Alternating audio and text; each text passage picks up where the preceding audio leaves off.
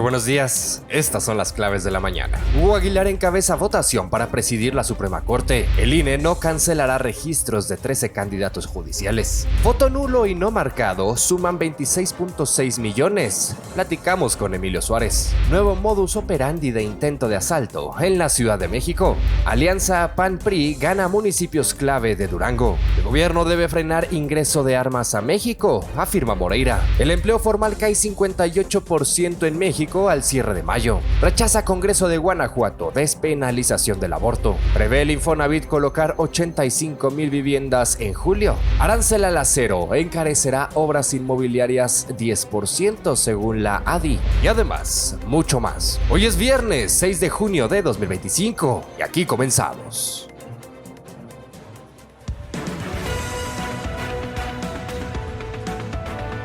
Lo más relevante para comenzar el día, aquí comienza. Las claves de la mañana.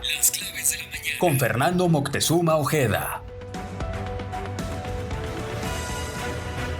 Luego de concluir el conteo oficial de las actas para la elección de ministras y ministros de la Suprema Corte de Justicia de la Nación, Hugo Aguilar Ortiz resultó ser el aspirante más votado al registrar 6.195.612 sufragios, lo que representa el 5.3% del total de votos emitidos. El abogado mixteco, originario de Oaxaca y reconocido por su labor en defensa de pueblos originarios, superó a Lenia Batres Guadarrama, quien obtuvo 4.9% de los votos. El Instituto Nacional Electoral será responsable de validar los resultados y formalizar el nombramiento previo a la toma de protesta programada para el 1 de septiembre. Ese mismo día, el Pleno de la Corte será renovado con su nueva integración. En esta elección participó el 13% del padrón electoral, conformado por cerca de 100 millones de ciudadanas y ciudadanos. Entre los aspirantes más votados, también figuran Yasmín Esquivel, Loreta Ortiz y Estela Ríos, con porcentajes que van del 4 al 4.5%. La presidenta Claudia Sheinbaum celebró el resultado, destacando el perfil de Aguilar como abogado indígena y sin militancia partidista. Una vez ratificado por el INE, Aguilar Ortiz asumirá la presidencia del máximo tribunal del país en un hecho inédito que inaugura una nueva etapa para el Poder Judicial mexicano. En este marco le platico que el Instituto Nacional Electoral informó que no existen elementos legales suficientes para cancelar los registros de 13 personas electas para cargos del Poder Judicial Federal, a pesar de que enfrentan denuncias por violencia familiar, delitos sexuales y deudas alimentarias. Durante la sesión extraordinaria del Consejo General, el INE presentó un informe preliminar que concluye que solo una sentencia en firme podría impedir que las o los implicados asuman sus funciones. Entre los casos revisados se incluyen acciones por violencia, agresiones contra mujeres y violencia política de género denunciadas por organizaciones civiles y partidos opositores. El organismo electoral determinó que hasta ahora no hay pruebas que acrediten inhabilitación, pero anunció que continuará la investigación y presentará un informe definitivo el próximo 15 de junio. La elección del pasado 1 de junio, en la que se votó por más de 2,000 cargos judiciales a nivel federal y estatal, registró apenas, usted lo sabe, un 13% de participación ciudadana. El INE reiteró su compromiso con el debido proceso y la presunción de inocencia y señaló que colaborará con las autoridades judiciales para garantizar la legalidad del proceso. Las constancias de mayoría están programadas para emitirse este 15 de junio, aunque podrían revocarse si surgen nuevos elementos jurídicos antes de la toma de posesión prevista para el 1 de septiembre. En la visión global le cuento que en Canadá un bebé prematuro murió tras contagiarse de sarampión en el útero por parte de su madre no vacunada, en medio de un brote nacional que suma ya más de 2.700 casos, principalmente en Ontario. Aunque no se ha confirmado si el virus fue la causa directa del deceso, se investiga como la posible primera muerte asociada al repunte que afecta sobre todo a comunidades con baja cobertura de vacunación como los menonitas y amish. En Estados Unidos, una corte federal de Texas declaró inconstitucional la ley estatal que permitía a estudiantes indocumentados pagar la matrícula como residentes. El fallo, impulsado por una demanda del gobierno de Donald Trump, invalida la llamada Texas Dream Act y afecta a más de 70,000 jóvenes, con un impacto económico estimado de hasta $460 millones por pérdida de talento, según organizaciones pro-inmigrantes. En tanto, en Medio Oriente, más de 130 medios y organizaciones internacionales exigieron a Israel permitir el acceso inmediato inmediato de la prensa extranjera a Gaza, bloqueada desde el 7 de octubre de 2023. La petición, encabezada por Reporteros Sin Fronteras y el Comité para la Protección de Periodistas, denuncia que casi 200 comunicadores han muerto en el conflicto, en un contexto que suma ya más de 54,000 víctimas fatales y restricciones severas a la libertad de prensa. Por otro lado, en Hidalgo, autoridades estatales investigan el hallazgo de 10 cajas con medicamentos caducos abandonadas en un territorio baldío de la colonia La Loma, en Pachuca de Soto. La Secretaría de Salud presentó una demanda ante la Procuraduría Estatal y recordó que estos productos deben destruirse bajo control riguroso para evitar riesgos sanitarios y ambientales. Finalmente, en Chihuahua, la Fiscalía Estatal localizó un presunto narcocementerio en una brecha del municipio de Bocoya, en la Sierra Tarahumara. Durante un operativo de búsqueda, se hallaron osamentas, restos óseos y prendas tipo camuflaje en una zona de 5 kilómetros. El hallazgo coincide con rastreos realizados por colectivos de madres buscadoras. Oiga, y en todo el contexto electoral, bueno, le cuento que durante la elección extraordinaria para designar a 9 ministras y ministros de la Suprema Corte, celebrada, usted lo sabe, el pasado domingo, registró un volumen histórico de votos inválidos, más de 26,6 millones según el INE. Esta cifra incluye 12,6 millones de votos nulos y 14 millones de calificados como recuadros no utilizados, una nueva categoría que abarca boletas en blanco con leyendas o marcas no válidas. Especialistas advierten que esta distinción minimiza el nivel real del rechazo ciudadano, ya que en conjunto representan más del 23% de los sufragios emitidos. Con apenas el 13% de la participación y una mayoría de votos no válidos, el proceso enfrenta cuestionamientos sobre su legitimidad y reflejo real de la voluntad popular. Al respecto, conversamos con el diputado federal Emilio Suárez Licona. ¿Qué le parece? Sí, vamos a escuchar lo que nos dijo. Las claves de la coyuntura. La entrevista. Y bueno, ahora nos comunicamos con Emilio Suárez Licona. Él es, además de diputado federal por el Revolucionario Institucional, pues también es representante ante el Consejo General del INE, por parte, por supuesto, del Revolucionario Institucional. Emilio, muy buenos días, ¿cómo estás? ¿Qué tal, Fernando? ¿Cómo estás? Contento siempre de estar en tu espacio y listos, atentos para atender a lo que a la gente le importa. Te agradezco muchísimo. El contraste de haber ido en Veracruz solos, en donde muchos creían que nos íbamos a caer, y al final pues hay un aprismo ahí vibrante, vivo, que está dispuesto a dar la cara por el partido, ¿no? Perfecto. Entonces, pues hasta hoy tú ves el ánimo del presidente, el ánimo de los coordinadores es bueno, el ánimo del prismo, y la verdad, después de haber estado un mes ahí en Durango, de haber recorrido las calles, de haber visto la sensación de la gente, es que piden a gritos que el PRI esté, que el PRI gobierne y no dejar pasar a estos estafadores de la nación, ¿no? Porque denunciábamos nosotros que hubo una intentona de Morena por robarse la elección. Fueron a instalar ahí a Durango pues, casi 150 diputados. Andy López y la presidenta de Morena pues, estuvieron también por allá. Los medios de comunicación pues, constataron y dieron testimonio pues, de una grabación en donde el delegado del bienestar, Jonathan Jardines, pues, daba instrucciones ahí para condicionar los programas sociales, ¿no? Sí. Entonces, pues la gente ve que aun cuando los programas sociales son un derecho, no los pueden condicionar, y los duranguenses rechazaron esta práctica pues de libertar y coartar la libertad de su voto, ¿no? Bien. Y de la reforma judicial, pues yo lo he dicho, y además pues no son cosas que se deban inventar.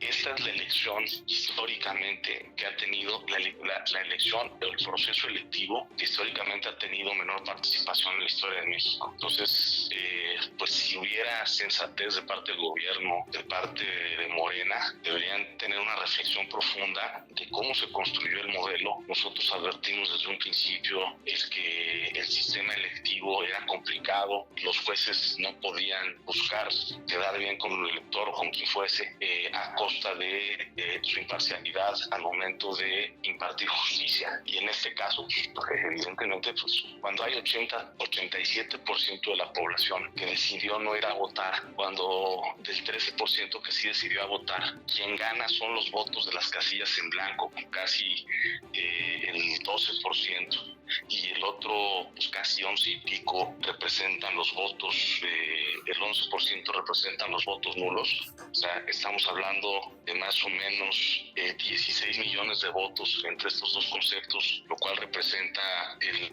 22% de la votación. O sea, hay algo mal estructuralmente en el modelo, en el sistema, que hace ver como un fracaso para el sistema electoral. Entonces, yo no veo de qué se puedan estar enorgulleciendo en la izquierda sobre un asunto en donde quien gana es las casillas en blanco y los votos nulos, ¿no? Bueno, y eso suponiendo que sea una verdadera izquierda, ¿no? Eso suponiendo que sea una verdadera izquierda, porque yo lo decía en la mañana. A mí me tocó, y te lo cuento, a mí me tocó vivir un periodo de transición en el Congreso, en la construcción de la transición democrática, en donde había perfiles de izquierda que defendían verdaderas causas de transformación democrática. Estoy hablando de en ese entonces Javier González Garza, Alejandro Encinas, Pablo Gómez, Ifigenia, Porfirio. Yo lo viví en carne propia. O sea, a mí me tocó verlo a esa izquierda que pedían eliminar el pasillo imperial, y hoy lo que vemos es que quieren hacer más ancho el pasillo imperial. Sí. Propusieron crear el sistema electrónico de asistencia y votación, y hoy lo que hacen es alterar el sistema electrónico de asistencia y votación. Propusieron la Gaceta Parlamentaria como un mecanismo de difusión, y hoy alteran la Gaceta Parlamentaria pues para hacer sus tropelías, ¿no? Entonces, pues esa izquierda quedó en el recuerdo, ¿no? Y es una vergüenza que el legado de la izquierda de ese periodo de la transición democrática hoy está pues prácticamente extinto, y en el caso específico de la elección del Poder Judicial, pues les enorgullece que las casillas en blanco, que los votos nulos ocupen el primer lugar, y les enorgullece todavía más que de manera cínica los acordeones que repartieron desde el gobierno, que repartieron desde el morenismo, hoy prácticamente están teniendo un reflejo en los resultados que está dando a conocer el Instituto Nacional Electoral. ¿Qué quiere decir eso? Pues que estos cuates pues incidieron en el voto, coartaron la libertad de los ciudadanos. Hay muchas expresiones en redes sociales que dan testimonio de fotografías en donde dicen, algunas de ellas acordándole algunas cosas al senador Gerardo Fernández Noroña, y en otras más diciendo, compraron mi voto, me obligaron a venir. O sea, esa gente que está indignada por un proceso pues, absolutamente desaseado, y que además pues, va a tener consecuencias para el país. O sea, esto, por más que quieran minimizar el que del 80% de popularidad que tiene la presidenta según sus datos, por más que quieran minimizar que del 55% del mandato legislativo que ellos dicen haber tenido para reformar la Constitución y de un plumazo borrar el poder judicial, y no haber podido hacer un proceso limpio, sano, va a tener consecuencias para el país, y va a tener consecuencias porque parte de lo que nos corresponde a quienes ejercemos un cargo público es cuidar el buen nombre de México. ¿Y qué implica cuidar bien el nombre de México? Que básicamente pasemos en el contexto internacional, en el contexto nacional, en el parámetro de las inversiones, de quien va a comprar una casa, de quien va a comprar un coche, que tengamos certeza jurídica de que hay un Estado de Derecho. Y cuando eso no pase, va a empezar a pasar factura al país, ¿no? Entonces, empieza mal el Poder Judicial, empieza con una simulación de elección en donde lo que prevalecieron fueron acordeones, movilización, y el triunfo de las boletas, las casillas en blanco y las boletas nulas, ¿no? ¿Qué tiene que ocurrir, Emilio, para que de verdad la ciudadanía pues termine de despertar? Es decir, por supuesto, hay ciudadanas y ciudadanos que que están muy conscientes de lo que está ocurriendo, pero hay otro grueso de la población que pues parece o no importarle o no entender lo que está sucediendo. ¿Qué tendría que ocurrir para sacudir estas conciencias? A ver, primero, como una crítica hacia quienes formamos la oposición, crítica constructiva, tenemos que redoblar esfuerzos, tenemos que salir a la calle, tenemos que salir a platicar con la gente en pueblos y rancherías, tenemos que explicarles qué es lo que está pasando, y evidentemente esto pues nos va a costar trabajo porque hay un cerco mediático orquestado desde el gobierno en donde quieren apagar y aplacar a la oposición, lo que nos va a llevar a un reto mayor de ser mucho más virales y vocales y despertar conciencias. Habrá otros sectores de la población, las organizaciones de la sociedad civil, la academia, los empresarios, padres de familia, que también tienen que hacer su trabajo y darse cuenta que no podemos estar a la espera de que quienes tenemos una responsabilidad pública les vayan a resolver los problemas. Nosotros tenemos que hacer esa chamba, pero ellos también tienen que concientizar a sus familias, concientizar a la clase trabajadora, concientizar a las madres, concientizar a los padres de que este proceso de elección de los jueces no resuelve lo que más le importa a la gente. Lo que le importa a la gente es la justicia cotidiana. No hay un solo párrafo de la reforma que resuelva el tema de los ministerios públicos, como ejemplo. No hay un solo párrafo que resuelva en esencia los temas de la corrupción. Te habla un tribunal de disciplina que más bien es venganza judicial, ¿no? Entonces, pues es un tramo largo. Lo primero que hay que hacer, hay que ver desde las cámaras ahorita, si tú das seguimiento al trabajo que hacemos, pues seguir siendo vocales, hablar con la sociedad, ponerle miras al 27 para ir creciendo a la oposición.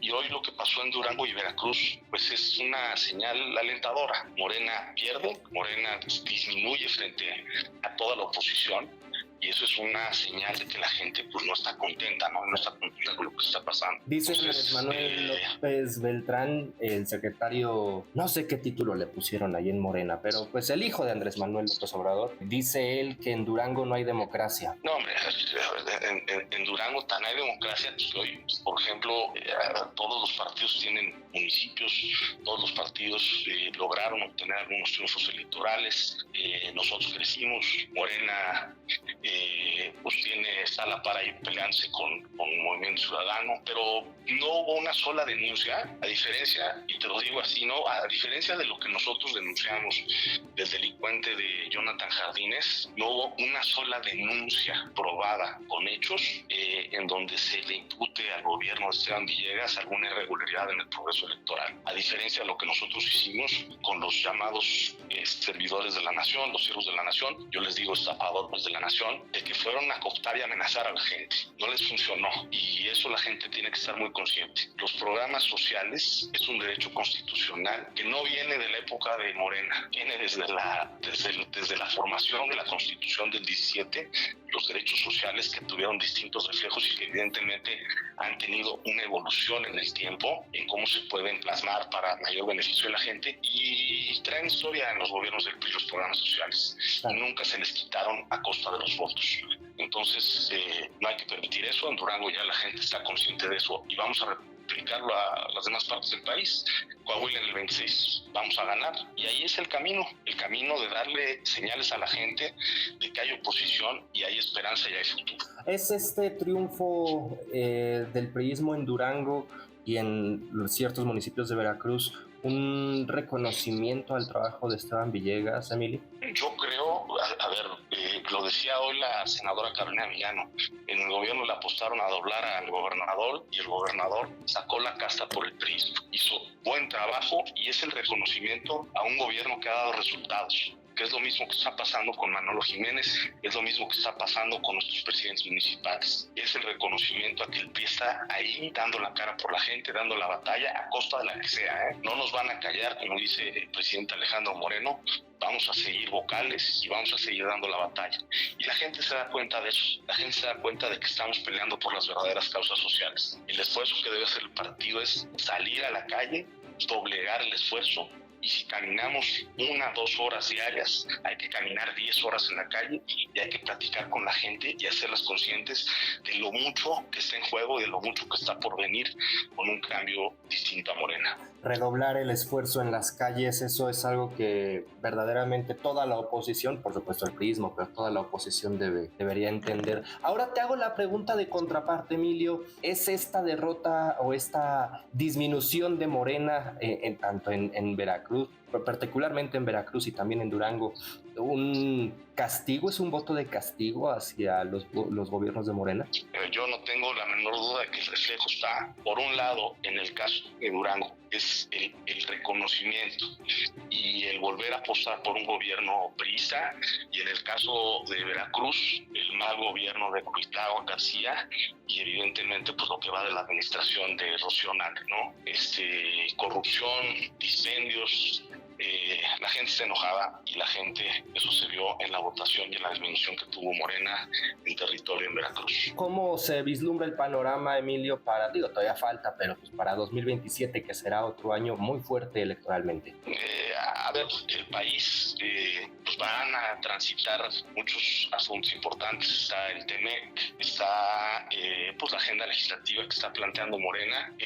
Yo creo que nos ve bien, hay ánimo. El presidente ha estado en sendos eventos en Durango y Veracruz y hay un priismo vibrante dispuesto a salir a la calle. Las bases, el presidente por primera vez en mucho tiempo le ha entregado el partido a las bases, y tú lo ves en los eventos de reunión interna del partido, y los jóvenes, los chavos están muy entusiasmados, y ellos van a ser los que van a dar la cara en el 27 con agenda, con ideas, con rumbo, y reconociendo que gran parte de lo que se construyó en este país se hizo en gobiernos priistas. La gente sabe que sabemos gobernar y es lo que les vamos a plantear para el 27. Saber gobernar y cuidar lo que más les importa a ellos, que es su futuro. En 2024 nosotros publicamos una nota, de este lado me refiero, sobre la cantidad que era el Partido Revolucionario Institucional, fue en ese momento, el partido con más candidaturas jóvenes, es decir, con menores de 29 años, sí. Sello permanecerá, es lo que estoy entendiendo, que permanecerá de aquí en adelante. A ver, hay dos sellos que van a permanecer porque además ya son estatutarios. El partido es el partido de las mujeres. Hay un compromiso de llevar más del 50% de las candidaturas de las mujeres. Fue una de las temas que se votaron en la pasada asamblea, y hay un compromiso con los jóvenes. O sea, tú ves hoy, yo tengo 48 años, ¿no? Mucha gente me dice que me veo más joven, tengo 48 años. Yo hoy volteo a ver a mis compañeros de bancada, son chavos bien preparados, son chavos que están dando la batalla, son chavos que están recorriendo el país. Hay otros que son un poco más grandes de mi generación, sí. Pero en general el partido, tú vas a los distintos estatales y hay jóvenes que están ahí metidos, cosa que a mí, cuando yo fui joven, a mí no me tocó ver eso. A mí me tocó ver, cuando yo era joven, generaciones mucho más avanzadas que eran las que tomaban las decisiones. Hoy tú vas a los directivos estatales, a los municipales, y lo que se imprime ahí es juventud y mujeres. Pues yo no veo por qué te va a cambiar eso, y yo creo que la apuesta del presidente Alejandro Moreno es eso, entregarle el partido a los jóvenes. Por ahí tenemos varios ejemplos, ¿no? Ahí está Carlos Mancilla, fue en Santa Guerrero, sí. No sé, Citlali Seca, Ariana Claro, Ariana Gómez del Campo, si no me recuerdo. Paloma también. Paloma Domínguez, claro. Yo creo que en promedio debemos ser la bancada más joven de toda la legislatura. No tengo dudas, la verdad es que también es una bancada desde mi perspectiva, pues también de las más, como bien dices, las más jóvenes, pero también joviales, es decir, no solo en temas de edad, sino de actitud, de propósito. Sí, hay buen ánimo. Exacto. Emilio, no sé si quieras destacar algo más. No, nada más agradecerte y reconocerte la chamba que haces. Yo, durante muchos años fui funcionario de la Cámara, y la verdad, quienes tienen la pasión, como es mi caso y en tu caso desde el periodismo, tienen la pasión por el Congreso. No hay prácticamente una sola decisión estructural de este país que no hubiese pasado por el Congreso. El voto de las mujeres, la reforma electoral, en general, todas las decisiones y nosotros fuimos testigos de esa parte histórica. Claro. Hoy lo que me toca, y además te voy a decir porque lo comparto y lo digo, y la gente se queda un poco extrañada. Mi familia tiene extracción más de izquierda, ¿no? Y tengo cercanía con mucha gente. Tengo cercanía y diálogo con mucha gente de Morena. Sí. Y hoy lo que me toca es hacerles conciencia de todo lo que están destruyendo del legado de la izquierda. Esa parte de la chamba que tú haces y la chamba que yo hice en su momento, gracias, nos dio la oportunidad de atestiguar eso y ser literal los guardianes de la transición democrática que ellos mismos están destruyendo. Entonces, pues reconocimiento a tu chamba, mi estimado Fer. Te agradezco. Ya nos estamos viendo. Con todo gusto, es Emilio Suárez Licona. Él es, además, por supuesto, de diputado federal por el Revolución Institucional, pues también es representante del PRI ante la mesa del Instituto Nacional Electoral. ¿Así es el cargo, Emilio? Así es, representante ante el Consejo General del Instituto Nacional Electoral por parte del PRI. Buenísimo. Oye, pues de verdad te agradezco mucho estos minutos para las claves de la mañana, para las claves MX también. Y por supuesto, pues seguimos en contacto, por favor. Hasta luego, Fer. Te agradezco mucho. Chao. Y en otros temas, le cuento que desde el sur de Mérida, Yucatán, nace Sabores de Yucatán, una iniciativa encabezada por mujeres que buscan construir autonomía económica desde su defensa por el territorio. Este proyecto, implementado por Interculturalidad, Salud y Derechos, INSADE, y financiado por Nodo Mexicano en el marco de la iniciativa común Red América, está en su primera etapa formativa: talleres en producción artesanal, educación financiera y organización colectiva. Las mujeres han comenzado a preparar sus primeros productos como salsas y mermeladas, y trabajan en definir acuerdos internos que les permitan consolidar una cooperativa con identidad comunitaria el próximo año. Aquí, las decisiones se toman entre todas, se reconoce el sabor local y se construyen alternativas reales de sostenibilidad. Esto también es desarrollo y esto también es justicia. Ahora vamos al radar empresarial. Radar empresarial. Lo más relevante de la iniciativa privada. Con Alejandra Bailón. Gracias, Fernando. Buenos días para ti y la audiencia. Procter & Gamble recortará 7,000 empleos en 2 años como parte de una reestructuración para reducir costos ante un entorno económico adverso, marcado por bajo crecimiento en Estados Unidos, aranceles de la administración Trump y mayor competencia. Los despidos afectarán al 15% del personal no vinculado a manufactura. La empresa prevé un impacto fiscal de hasta $600 millones por las tarifas y destinará entre 1,000 y 1,600 millones a esta reestructuración. Además, revisa su portafolio de marcas y operaciones para mantener la rentabilidad. Las acciones cayeron más de 1% tras el anuncio. Suzuki suspendió la producción del modelo Swift, excepto la versión deportiva. Esto desde el 26 de mayo debido a la escasez de componentes vinculados a restricciones chinas sobre exportaciones de tierras raras e imanes, claves para la industria automotriz. La empresa prevé reanudar operaciones parcialmente el 13 de junio. China, que domina el mercado global de estos materiales, impuso en abril controles más estrictos, lo que ha afectado las cadenas de suministro globales. La medida ya impacta a otros sectores como semiconductores, defensa y aeroespacial. Japón y Estados Unidos buscan fortalecer su cooperación para asegurar el abasto estratégico.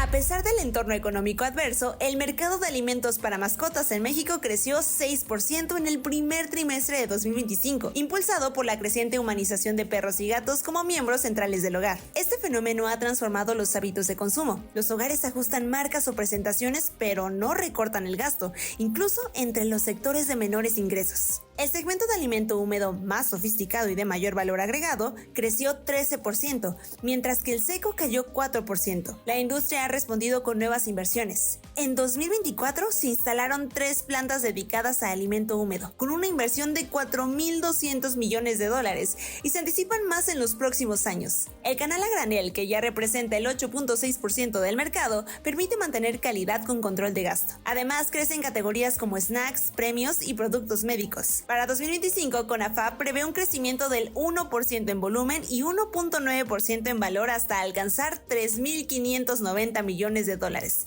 reflejo de un mercado sólido, en expansión y cada vez más sofisticado. Hasta aquí lo más destacado del mundo empresarial, Fernando. Excelente día.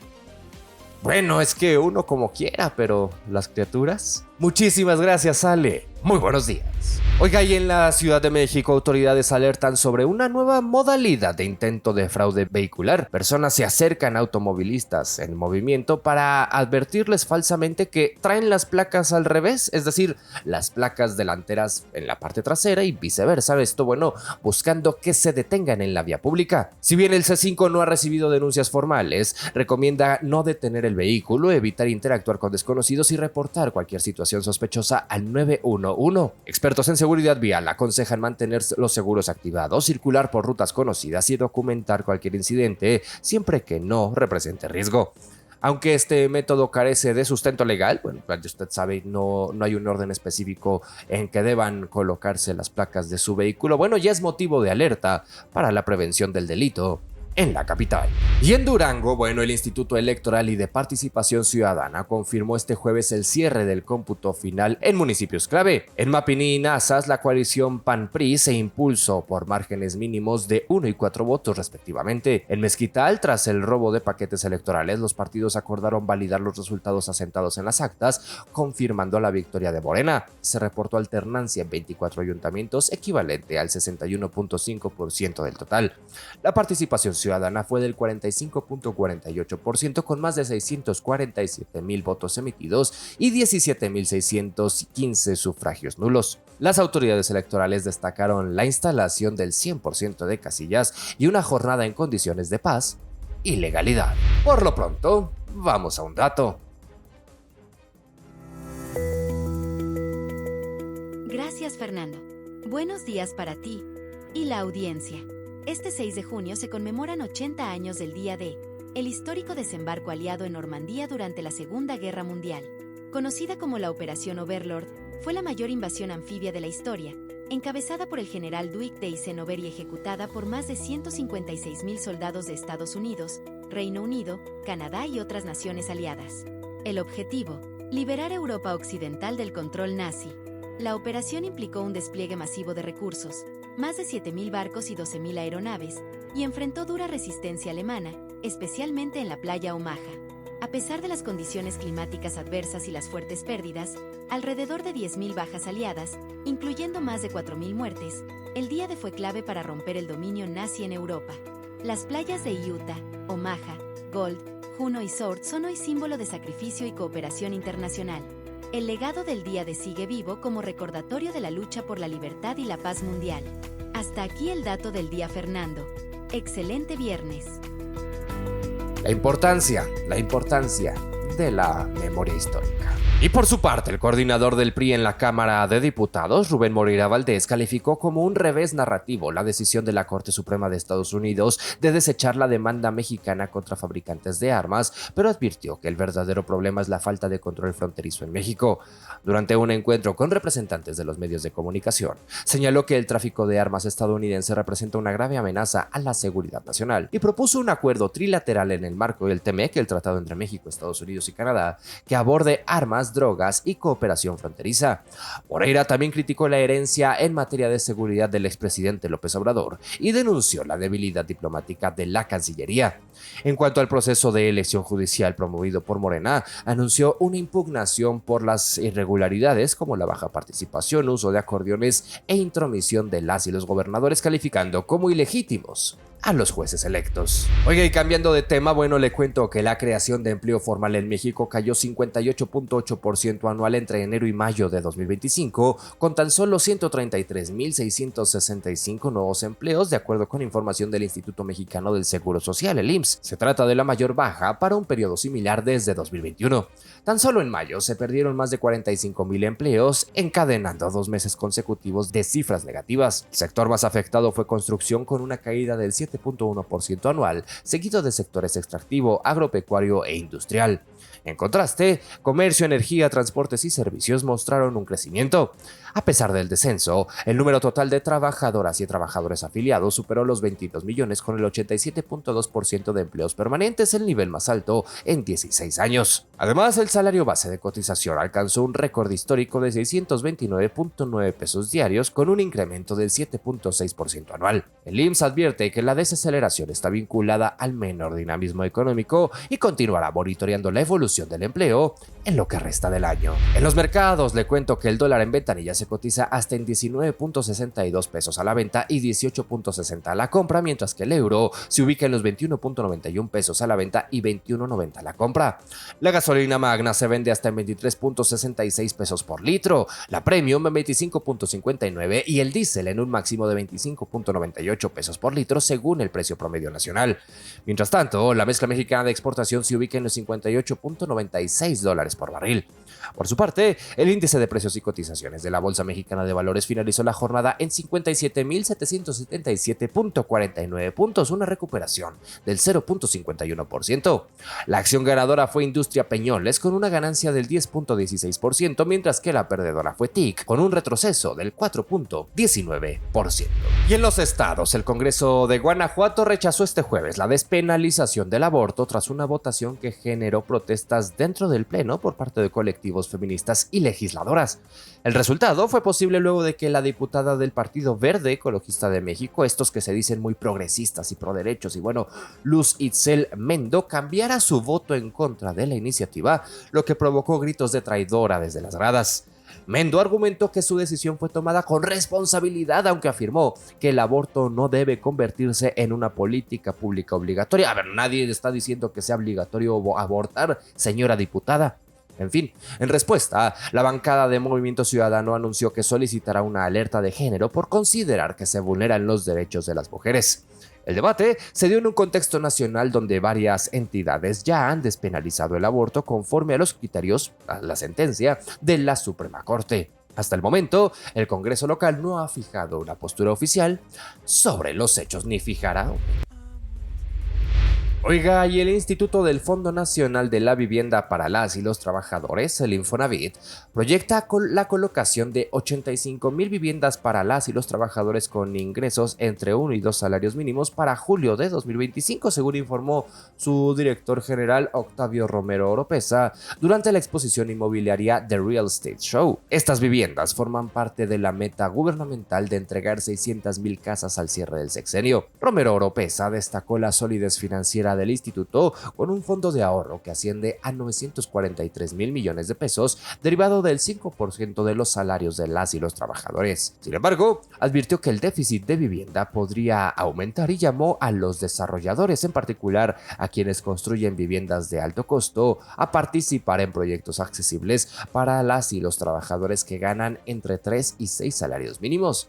Además, destacó un nuevo programa publicado en el Diario Oficial de la Federación que permitirá a matrimonios combinar créditos del Infonavit y de Foviste para facilitar la adquisición conjunta de vivienda, ampliando el acceso de un hogar digno para más familias mexicanas. Bueno, veremos. Y en este marco, la Asociación de Desarrolladores Inmobiliarios, la ADI, advirtió que la imposición de un arancel del 50% al acero por parte del gobierno de Estados Unidos podría elevar en un 10% los costos de los proyectos inmobiliarios en México. Durante este mismo evento, The Real Estate Show 2025, María José Fernández, directora general de la ADI, explicó que esta medida afectaría directamente los insumos de construcción, aunque algunos productos protegidos por el TEMEC podrían quedar fuera de este arancel. La incertidumbre en la relación comercial entre ambos países ha generado cautela en el sector, afectando la planeación de proyectos industriales y turísticos en regiones como el noreste, el Bajío, la Riviera Maya y Los Cabos. La ADI destacó la importancia de la negociación que realizan las autoridades mexicanas encabezadas por la presidenta Claudia Sheinbaum y el secretario de Economía Marcelo Ebrard para mitigar el impacto de estas medidas. Además, la asociación resaltó que la certidumbre jurídica y la agilización de trámites serán clave para mantener la inversión y la continuidad en el sector inmobiliario nacional. Y antes de despedirnos, hay más noticias. Más noticias con Carmen Delgadillo. Gracias, Fernando. Buenos días para ti, la audiencia. La UNAM reconoció el papel esencial de las personas técnicas académicas como agentes de cambio en docencia, investigación y cultura. En su tercer encuentro se destacó su aporte a los procesos universitarios, el fortalecimiento de su figura y la creación de redes de colaboración. Los museos del INAH en la Ciudad de México reabrieron el 5 de junio tras un cierre temporal por retrasos en la licitación de servicios de seguridad. La Policía Auxiliar de la Ciudad de México asumirá el resguardo de los recintos, entre ellos el Museo Nacional de Antropología y el Castillo de Chapultepec. La jefa de gobierno, Clara Brugada, presentó un plan ciclista para la capital que incluye ampliar Ecobici con 15,000 bicicletas antes del Mundial 2026, construir 50 bici estacionamientos, crear 300 kilómetros de ciclovías, organizar ciclotones nocturnos y construir un nuevo velódromo en Gustavo Amadero. El e-commerce en México crecerá a una tasa anual compuesta del 25% entre 2023 y 2027, alcanzando un valor de $184,200 millones. Destacan retail, viajes y servicios digitales. Las billeteras digitales serán el método de pago más popular, mientras el comercio transfronterizo crecerá a 26%.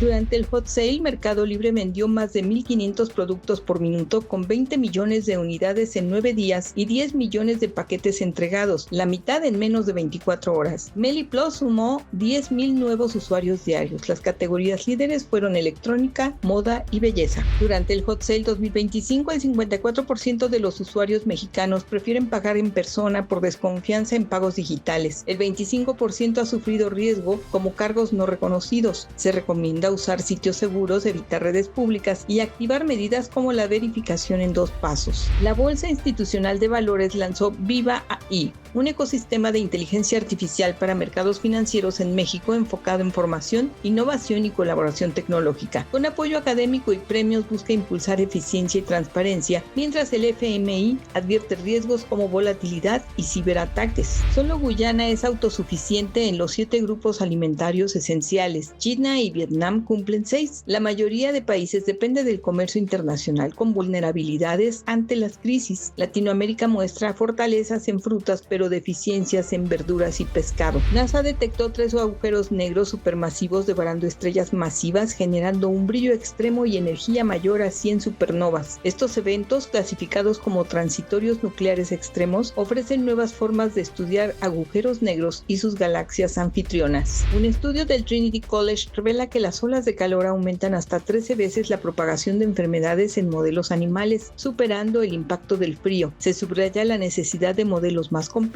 para predecir mejor el efecto del cambio climático en la dinámica de enfermedades. Fernando, la información. Muchísimas gracias, Carmen. Muy buenos días. Y con esto llegamos al final de este espacio.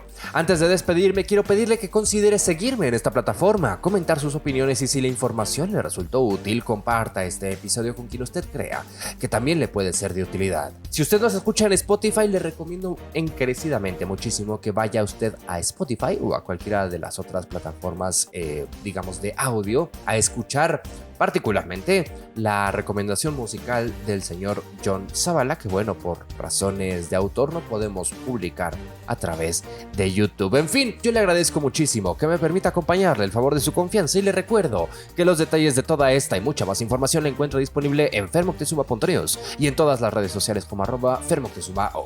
Que tenga un excelente viernes, cuídese mucho, de ser así le espero aquí el lunes y ya lo sabe, pásela bien.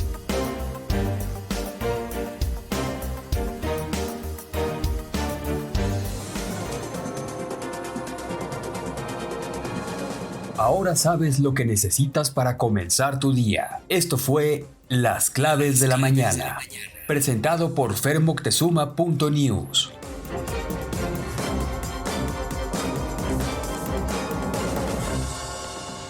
Si te gustó este episodio, considera suscribirte en la plataforma donde me estés escuchando. Compártelo en tus redes sociales y mencióname como @fermoctezuma. Muchas gracias por permitirme acompañarte.